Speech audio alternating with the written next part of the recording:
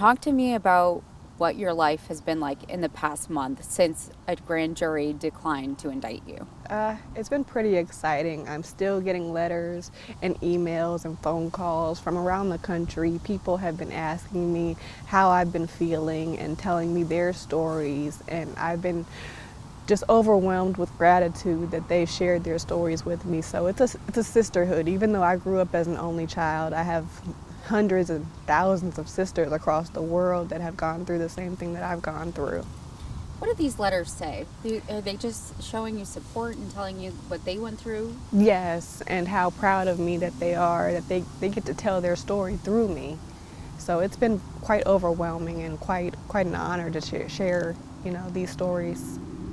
Has it been like a weight off your chest? Oh, absolutely. Because when the grand jury declined to indict me, it was a weight not only for me, but a weight for all women. That way they won't be criminalized. And that's what we want. We don't want women to be criminalized for something that happens every day. Now, talk to me about how your life has changed since this developed. Back in November when I did this story, yes, it kind of took off after that.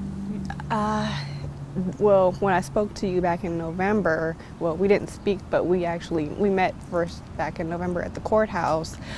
It was a whirlwind experience because sitting in a courtroom, being criminalized for something that happens every day, it was an unjust and unfair, and it was unfounded. And now I'm empowered. I'm grateful for the opportunity to be able to advocate for women across the country, and it's truly an honor. Now, at the time, it probably was overwhelming in a different way because you were charged.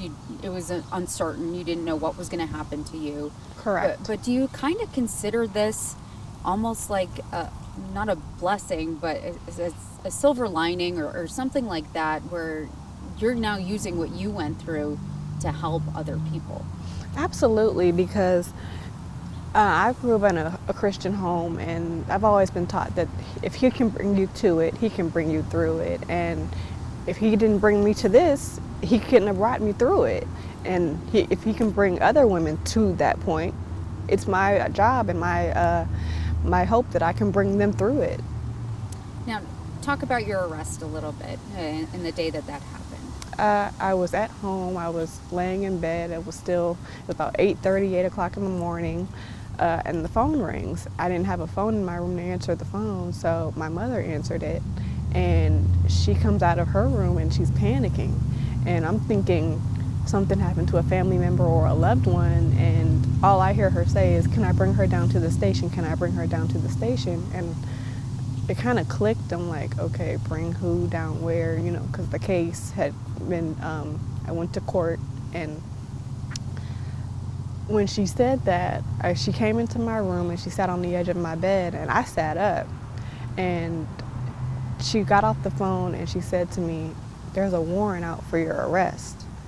So I immediately jumped out of bed. I got clothes on. I got washed up and got clothes on, and I remember the detective at the time, he came to my door and he picked me up, and there were no lights, no sirens, and he led me to the police car, and he handcuffed me. I was sitting in the front of the police car with handcuffs on my way down to Warren Muni, and he didn't uncuff me until we got there. He took the cuffs off, we walked in, and I went into the courtroom. I pled not guilty, which is exactly what I was, and I had to go into another room where I was told that I would be fingerprinted, which eventually did not happen, and I was bonded out. Well, there was no bond to be posted, and I was free to go home that very same day, so I never spent any time behind bars whatsoever. Now, you were already probably dealing with a lot of emotions having the miscarriage, because Yes.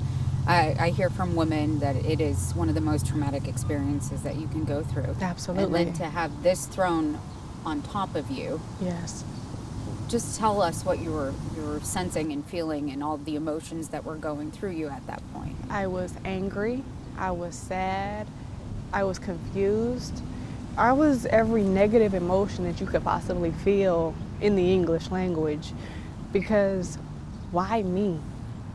What did I do that was so awful and so callous that you would have to put me in handcuffs, take me down to the courthouse, and have me plead for something that happens all the time? Like, it was unfair.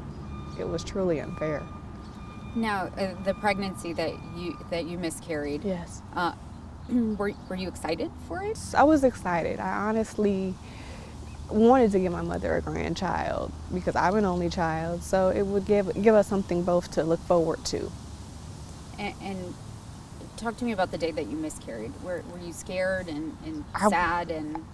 Yeah, I was actually absolutely all of those emotions. And I was quite shocked because as I was writhing in pain, you know, walking back and forth, feeling different things, I sat down in my restroom and I heard a splash, and that's when, you know, the ball started rolling, so to speak. And I didn't know what to do, because what do you do in that type of situation? There's no manual on how to have a miscarriage. Now, what's next for Brittany? Advocacy, because I don't want this to happen to any other woman, and it's not fair that it does happen to women, especially myself. I'm working with different advocacy groups, and my attorney and I are in talks about where we would start for the next chapter. Where do you see this going? National, because my case went national, so why can't this be a positive light on something national? What do you hope to accomplish? I hope to accomplish the laws being changed. First starting locally and then working nationally with different advocacy groups to see change for women, and women being vindicated for something that happens every day, because it's not your fault. Life happens. Hi everyone, I'm Lindsay Watson. Thanks for watching the WKBN 27 First News YouTube channel. If you want more video news, subscribe to our channel, and don't forget to download the WKBN 27 First News app for breaking news alerts.